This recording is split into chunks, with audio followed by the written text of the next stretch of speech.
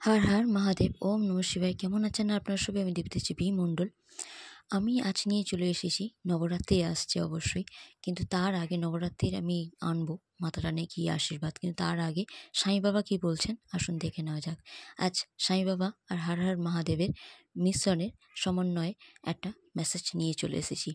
সাঁই বাবা বলছেন ওনার ধ্বনির অগ্নিতে যা কিছু নেগেটিভিটি আছে, যা কিছু নেতিবাচক আছে আপনাদের জীবনে, সেটা জ্বালিয়ে পুড়িয়ে শেষ করে দিন। তার সাথে সাথে নাম জপ করুন, প্রার্থনা করুন, ওনার সামনে ঘিয়ের প্রদীপ জ্বালান। উনি স্বপ্নেতে কিছু একটা মেসেজ দিচ্ছেন আপনাদের সবাইকে, সেটা বোঝার চেষ্টা করুন, কানেক্ট করুন ওনার সাথে। আর অবশ্যই যেটা আপনার মনে হবে যে বিশ্বাসযোগ্য নয়, তার উপর বিশ্বাস করার দরকারও নেই। আপনারা বুঝে সুঝে পা ফেলুন। ওনার বিভূতি কপালে লাগালে অনেক আপনাদের শরীরে ব্যাধি নষ্ট হবে, তাকে উদি বলা হয়। আর তার সাথে সাথে যেটা নয় সেটা তিল থেকে তেল, মানে বলে না তিল থেকে তাল হওয়া, সেরকম ধারণা একদম বানাবেন না। যদির কথা নদীতে ফেলুন। আপনারা দেখবেন আশীর্বাদ পাবেন তখনই যখন আপনারা নো বলতে শিখবেন। একটা বাউন্ডারি রেডি করুন, কারণ সব মানুষ সমান হয় না।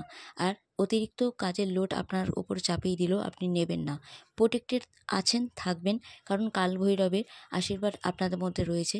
ডিসিপ্লিন মেনে চলুন, সেটাকে ভয় পাবেন না। ডমরু ধ্বনি শোনা আপনাদের জন্য খুবই ভালো হবে।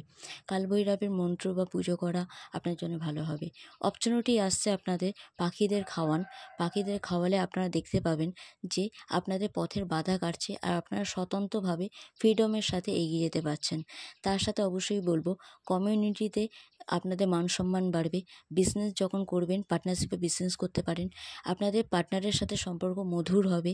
কোথাও বৈবাহিক জীবনে হোক বা এমনি জীবনে হোক, কোথাও গিয়ে ঘুরে আসতে পারেন। পার্কে নেচারেতে টাইম কাটাতে পারেন। আর ঘিয়ের প্রদীপ অবশ্যই দক্ষিণ দিকে জ্বালাবেন। ধূপের ছাই যেটা হয় সেটা কপালে পড়বেন।